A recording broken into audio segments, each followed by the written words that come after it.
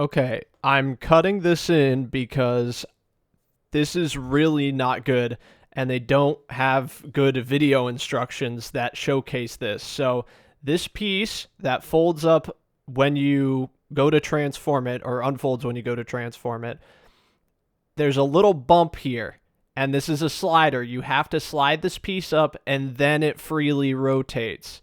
If you don't slide the piece up, let me see if I can get an angle here, you'll get this really aggressive stress mark if you try and push this, all right?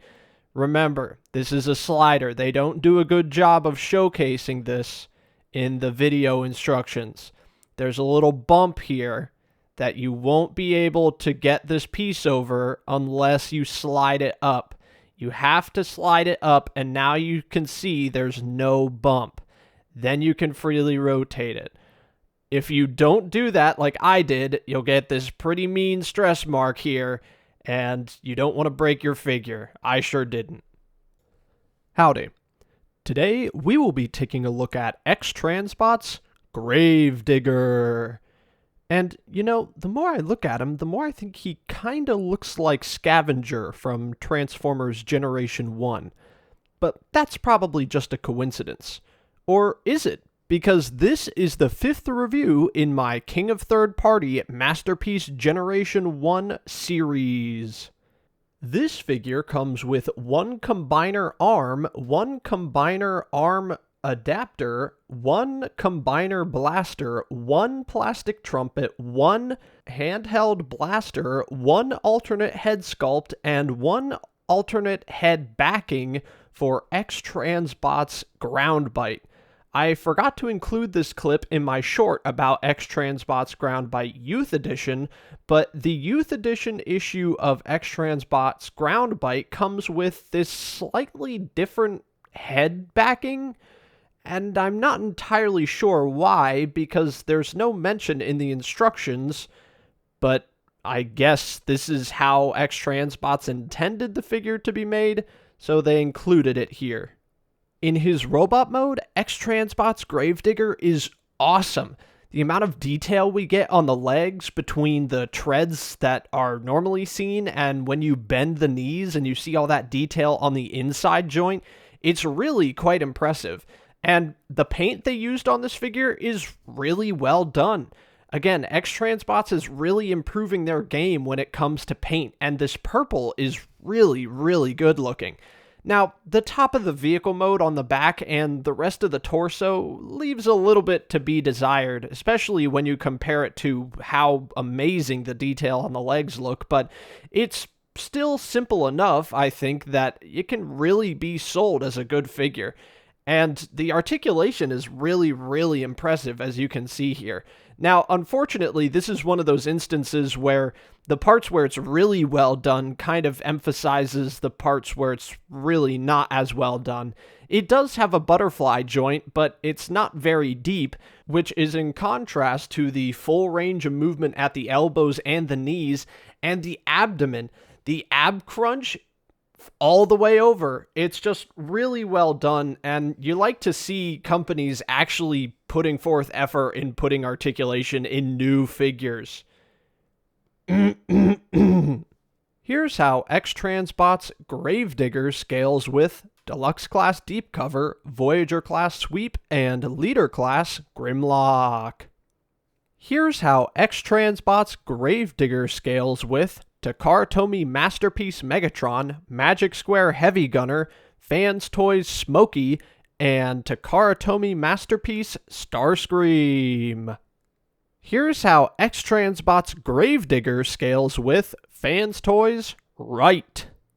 Here's how X-Transbots Gravedigger scales with X-Transbots Big Load and X-Transbots Ground Bite. In his vehicle mode, X-Transbots Gravedigger turns into an excavator. In his vehicle mode, X-Transbots Gravedigger looks pretty good. A lot of the sculpted details in the robot mode are kind of consolidated when you get to this vehicle mode, and it doesn't just look like a green block on top of some purple treads. Again, the treads are really, really well detailed, and it causes a little bit of a visual contradiction, I suppose, between the top of the vehicle and the bottom of the vehicle, but it still doesn't look out of place. And I really like the fact that they use not real pistons, but kind of it evokes the sense of real pistons on the digger arm itself. And one interesting thing about this is it doesn't rotate, which is fine. There's a lot of figures that are like this that don't have a rotating cab. It's just, it feels like we've come far enough in the Masterpiece game that we could probably start making figures that, incorporate the waist joint in the middle of the treads, or find a way to move the legs further up the waist so that you can put it in the middle and have a rotation. But listen, at the end of the day, I think this looks pretty good, and there is one issue I have with it. X-Transbots has this bad habit of putting panels that face the exterior of a vehicle on the bottom of the feet, and these two purple panels on the front of the vehicle mode are no exception. Fortunately, I don't play on super rough surfaces with these figures, so it shouldn't be a problem for me, but it's always nerve-wracking seeing them put an exterior-facing vehicle panel on the bottom of the feet. Otherwise, I think this figure is pretty well engineered. Except for that one bit of transformation. I almost broke my figure. Here's how X-Transbots Gravedigger scales with Deluxe Class Deep Cover, Voyager Class Artfire, and Leader Class Laser Optimus Prime. Here's how X-Transbots Gravedigger scales with FansToys Right. Here's how X-Transbots Gravedigger scales with X-Transbots Groundbite and X-Transbots Big Load. Here's how X-Transbots Gravedigger in Combiner Limb Mode scales with FansToys Right. I hope you've enjoyed this brief look at X-Transbots Gravedigger.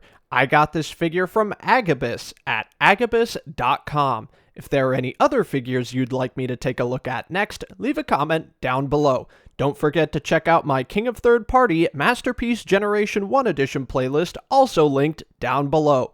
And as always, I'm Leo, reminding you that plastic toys don't belong in plastic prisons. See you next time. In his robot mode, X-Transbots Gravedigger is pretty awesome. This is one of those instances where the parts where it's really well done makes you notice the holy moly, what am I saying? Detail in between the legs, even when you bend them. Now, the top of the vehicle and the rest of the torso is not as detailed, which is fine, but it's still nice that we have so much detail on this figure to begin it. This video is going to be filled with bloopers, which is definitely in contrast to the fact that the knees can bend all the way back and the arms can bend all the way, full elbow. I don't even know what I'm saying here.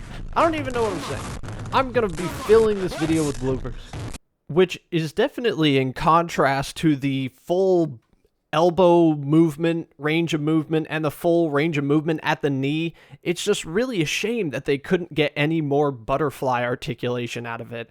And the waist rotation,